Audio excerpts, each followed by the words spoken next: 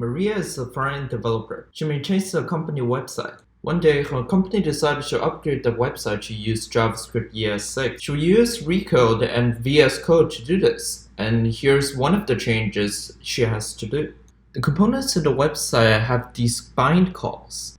The goal is to delete all of them and change the function decorations below to arrow functions.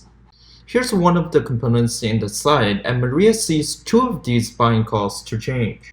So she decides to search for the word bind in the project and see how many changes she needs to do.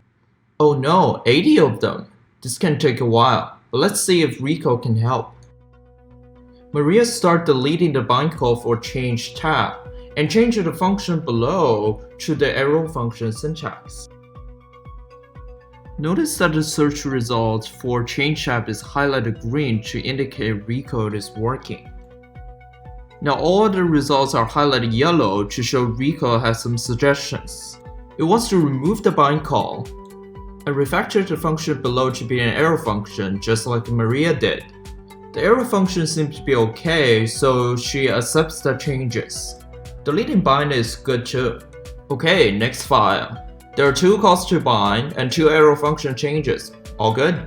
If the function takes arguments, Maria has to pay some attention and make sure Recode is doing it right. All good so far.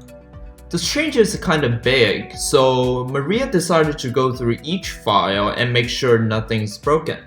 In the next 2 minutes, she continues to pay close attention to the function names and arguments, and click accept all in this file once the file looks good.